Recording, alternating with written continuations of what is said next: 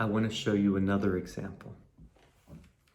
Imagine that I take a fistful of rubber bands and I throw them onto a table. Is this a work of art? Now, some people might say,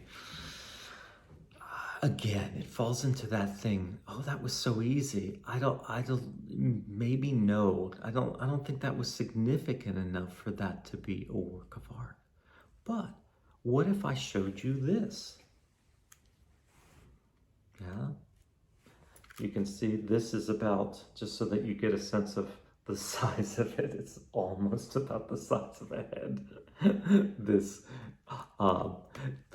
is a ball completely made of rubber bands. You can even see some of the ones they're breaking on the outside as they dry out, and they've stretched so much. This is completely solid.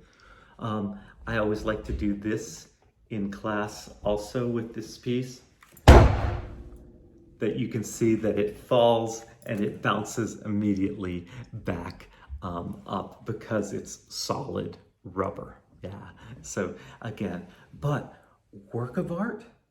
Now, someone might say, well, that's kind of interesting in it. That took a lot more to achieve. Someone had to painstakingly stretch all these rubber bands to create this ball. Yeah. And that it could start looking like a sculpture. Yeah. And when we put it next to another one with different colors, you can even imagine a room with hundreds of these. And you might think the design is beautiful. The first function is beautiful. Some of its elements, but it's that question. Is it enough? Or was this just a manufactured object, even though it was made by a human? Yeah. Let me show you one other example. This came up, I think I showed this in another lecture before. Yeah. Now, this is a painting. It's on a panel board. Yeah. You can see I've put it in a frame. Yeah, I've even put it in a nice, this is a $30 frame.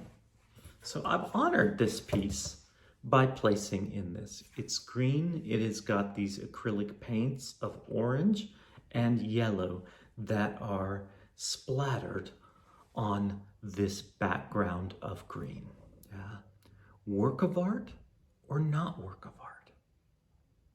Now, if you think about Dewey would say, was it made by a human? Yeah. So some of you might have said, well, it's probably made by a human. So yes, it's a work of art. Yeah. Whether I like it or not, I don't know. But yeah, somebody might think this is a piece of abstract art. Now, what if I told you this piece was made by Dodger and Corky, who are two monkeys? Work of art or not work of art? All right, this is what gets interesting as a question. For me, I don't care so much about the answer of it, but it's an interesting phenomenon because John Dewey would say, wow, now it's become a work of nature. Yeah, and that's a fascination. It's fascinating to me because I found out about this animal sanctuary in Florida that rescued monkeys and took care of them. And I also found out that they had trained the monkeys to paint. So I was fascinated with that. So I got on the phone, I called them up, I talked to them. I was saying, I teach an aesthetics class and we're interested in the phenomenon of art. And so I have some questions. Well, first I said, I want one. So I said, can I donate some money and can I get one of the paintings? And they said, well, sure. And it's actually great that the monkeys do that because they can sell the paintings. So some of you might say, well, then it's art. The monkeys are even selling, the gallery, the curators are selling these paintings. and that the monkeys make. I was curious about a couple different things with the piece because I was asking, why do the monkeys do it? And you can probably speculate what I found out. I found out that the monkeys had been trained to do it, and when they do this, they get treats. So they're rewarded for that. Now you can say, well, maybe a dancer is also rewarded with applause or that. I asked things like, did the monkey paint the whole thing? And they said, no, we paint the background. The monkey just added the splatters of paint to this canvas. Then this was my most important question. What did the monkey think about it afterwards? And did the monkey care about it? Did it see something symbolic in this? And that's the moment I think I become a little bit more like John Dewey in thinking that what I found is that the monkey didn't care to frame this or didn't care to have a kind of ownership like I did this, that someone might find that important. What the monkey cared about was the stimulus and the response of like, oh, if I do this, I can get a treat.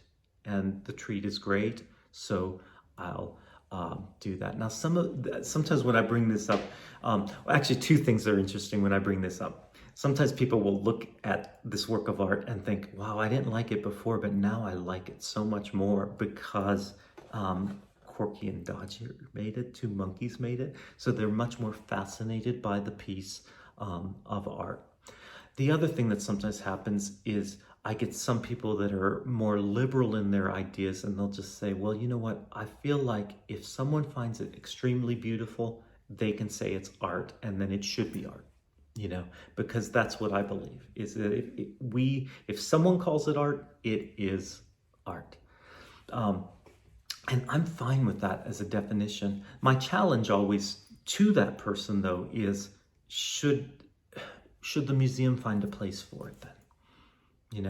And should we have works like this in a museum? And the traditional place is when we go to a museum, most often what we're looking at in the holdings are a celebration of what humans have done. And some of you who liked Hegel and that sense that, oh, art tells us about what it means to be human. You've been talking about that with our works. So Corky and Dodger, I've honored this piece. I've put it in a $30 frame. So I do care about it. And it's a great tool for us to think about what this phenomenon that humans do is.